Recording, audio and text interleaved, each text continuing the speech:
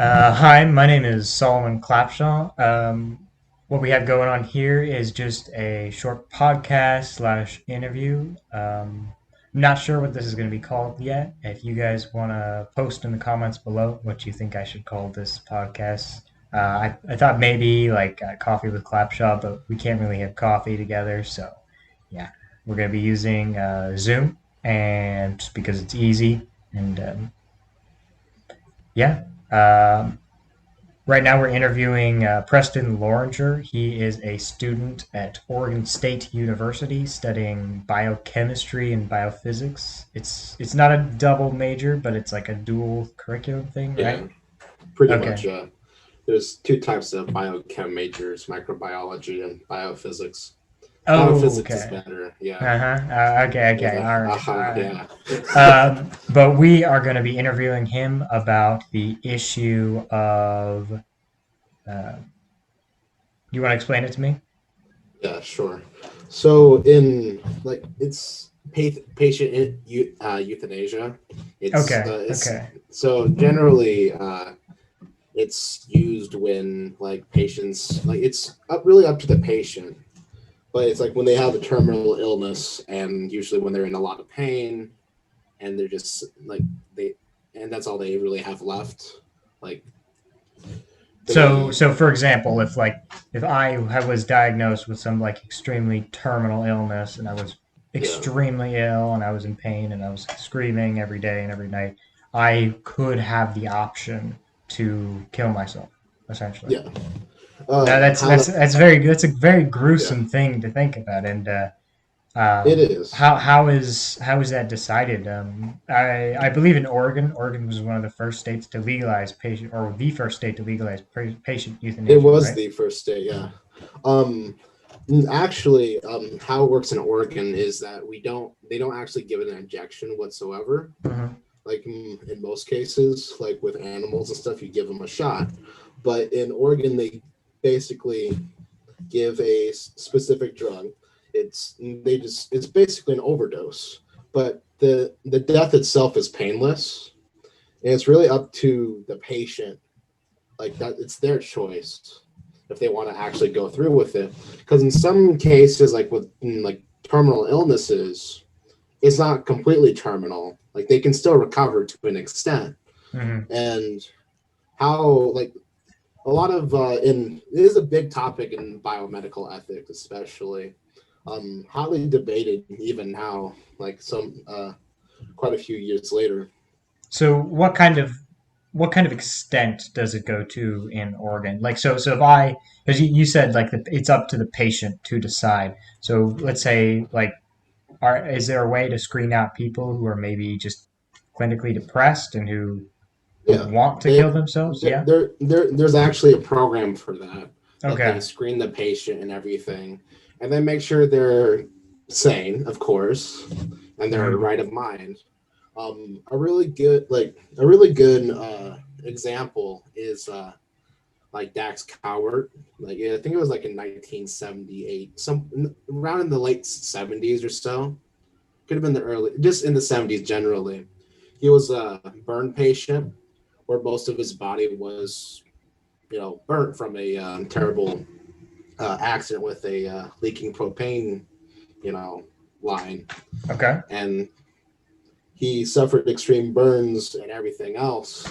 And they actually screened him, and this happened in Texas in the 70s and stuff like that. But he was actually screened because, like, just recently, like it was, I think it was the turn, like literally a year after in Texas, they made patient euthanasia illegal. Oh. So, um, so the doctors weren't able to like help him with that, and he was still saying he was still, like projecting his own like will. He didn't honestly in the condition he was in. I wouldn't be surprised anyone would want to live through that, given the severe amount of pain and the quality of his life after that. Okay. So there is a but they did end up letting him kill himself Yeah, then with the no, pills. They Oh, did they not didn't. They actually. didn't. Okay. That's why it's controversial. This case. Okay, because it didn't Yeah, seem like it wasn't terminal though, right? Like he was going to survive through it, and he he was did. going to survive, but the quality of his life would be severe, like completely altered. Detrimental, He, extremely yeah, detrimentally affected. yes, Okay, exactly. so all right, so then what about so to normal people that seems like it then worked, right? Like because he or the policies, I guess now is it still illegal in Texas? It's still legal in Texas. I think the only states it's legal in is Washington and Oregon. I would have to check on that, but Okay, like generally, it's not very common in the states. okay. Is it very common abroad in Europe or I'm gonna assume In some places in Europe, yes, yeah, okay. All right. So it is legal. for patient euthanasia, right? So they screened him, right? Because it was made illegal after he Like survived. before, no, before he even got the injuries. Oh, but it was made illegal like a But year prior. yeah, Oh, the okay. All right. I so misunderstood. I misunderstood. yeah, no So worries. in Oregon, right? Let's say you have the same scenario, right? Clearly, this man, doctors say this man is going to survive, and the quality of his life is going to be detrimentally affected. But couldn't you say the same thing about somebody who's been smoking for 20 or 30 years?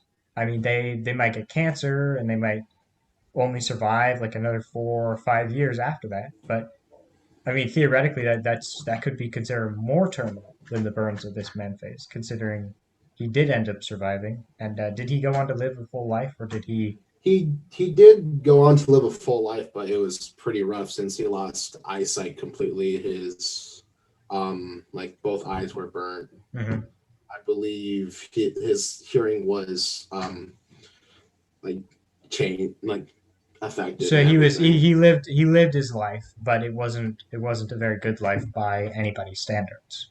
Well, not necessarily. He did become an advocate for this kind of stuff, an activist for Well, patient euthanasia. I mean to say it was very uncomfortable. I Yeah, apologize. especially the next like the first 10 years at least. Hmm. It was very Okay. rough for him. So, but So back to my example here in Oregon. So this man, he comes, he's been smoking for 30 years.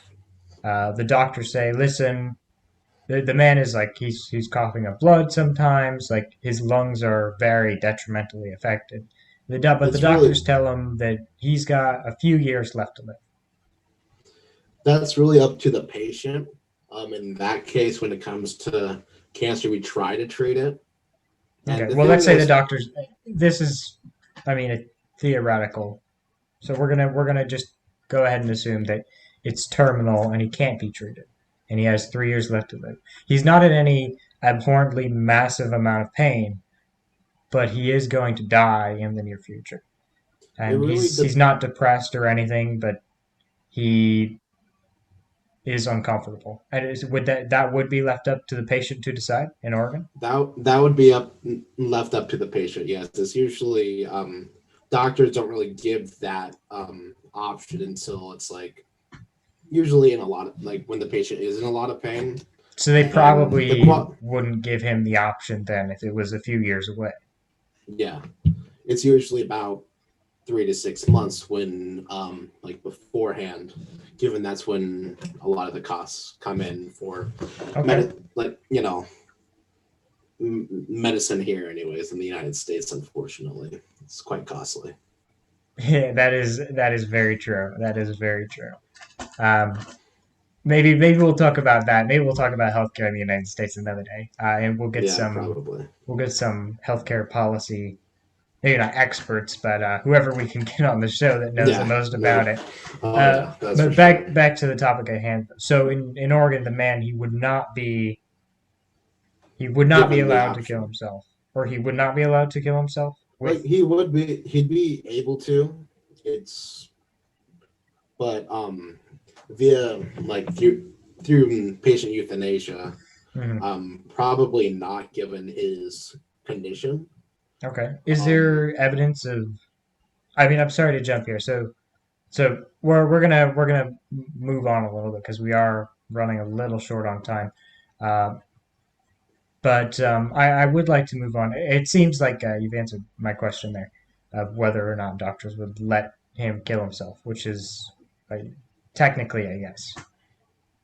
They usually try to keep the quality of life up, like try to like help with that. And if the quality of life is like very low and he doesn't have many years left or like much time, Hmm. then they would give the option. That's how they actually Okay. measure it in a way. Do doctors suffer from any form of PTSD from this? There's some cases, I think we talked about this before, but there was one case before patient euthanasia was legal, um, where a doctor would like they would do this on purpose, where they see patients like that are suffering through a lot of pain. They just give them an overdose of a certain drug or prescribe them that. Oh, they Um, wouldn't even give the patient the option? yes, That like sounds that. like murder to me. It I is think we're murder. getting a little, It's I an think we're extreme getting a case, little, though. It's an so, extreme oh, so case, the though. doctor was led to murder people because they were suffering from Because of the PTSD? PTSD, yeah. But the Oh, thing, in the practice, we do try to develop ways not to fall into that, and it's hmm. very uncommon given there is a lot of doctors that do. I guess only a few here, like in Oregon, Washington, and some other states and other countries, but that's getting a little bit off topic as well. Um, there's not really too much PTSD. It's only very few cases, if that.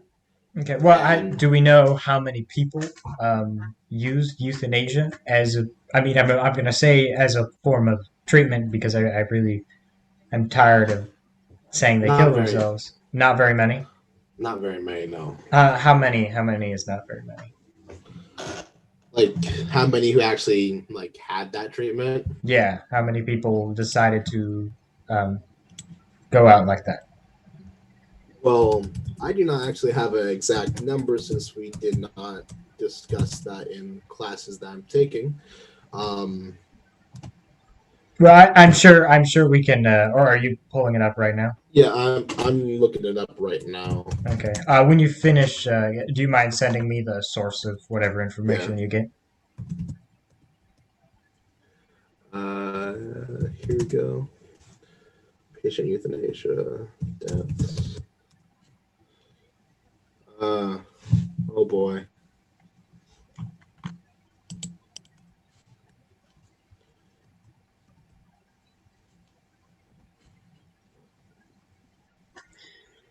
Is it a large number? Have you found it out yet? Still looking through it. There's Right here, I'll tell quite you. a. I'll tell you. We will flash the number up on screen right now, and that is how many people who have died from patient euthanasia um, in the United States. Once we find that number, it will be on the screen currently, and I think we are running low on time now. So, do you have any closing remarks for patient euthanasia? And I guess I should ask, like, what is your opinion on it? Do you think that it should be made legal in the rest of the states at a federal level, or do you think I what think do you it's think about going to it? have to go on a state by state basis. It's really due to how culturally acceptable it is. Well, sorry, I mean to ask. I mean to ask. Do you think it should be legal? Um, it's not a bad option to have as long as not abused. That's the main thing because it can be abused in some cases. But with the systems put into like in Oregon, how they have that set up, Hmm. usually they really focus on like making sure it's the patient's choice, not like anyone else's. And having that program set in place and then it's I think it's called dying with dignity. Oh yeah, I They think I've have heard of that before. Actually, yeah. they have if they have that program put into place and then patient euthanasia should be legal in the rest of the states given if we have that type of program, but it has to be done right.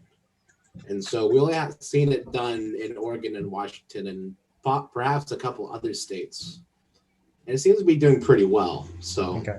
We'll also flash up right now exactly what states in the United States have patient euthanasia in some form legalized, and we will provide the links below as to where the information is coming from. But just to reiterate, so you do believe that it should be legal, and that the system in Oregon does seem to work, and yeah, Oregon's sort of a I trial actually, run, and it I should be actually, implemented in yeah, other states. I actually have the list of states here. Is it a very Um, large list? it's actually relatively short. It's California, Colorado, DC, Hawaii, Montana, Maine, New Jersey, Oregon, Vermont, and Washington. So a Okay. pretty good chunk, probably about a quarter of the United States, maybe a third. Okay. All right. Well, I mean, it seems like it is starting to be adopted across because, well, yeah. All Yeah, right. Preston, thank you for your time. I believe that is all we have time for. Um, we'll have a good one, and maybe we'll come back and we'll talk to you at a later date about maybe another topic, or maybe if there is some sort of change in the laws regarding patient euthanasia. I know there's a very that'd be conservative interesting. Supreme Court going on right now. Oh yeah, It might make it to the Supreme Court. I'm not sure if a Supreme Court case has been heard on the topic yet. If it has, it's been a while though. That's for it's been sure. a while. So it could come up in the Supreme Court again, and they may rule against it. In which case, if they do, and if that happens, then we will make sure to come back to you, and we might have some more people on the call then to talk about it some more.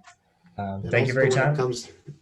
also when it comes to anything involving medicine, I'll be happy to join in. Okay, all right. Well, we will keep that in mind. Thank you very much, Preston, and you have a good rest of your day. No worries. You too.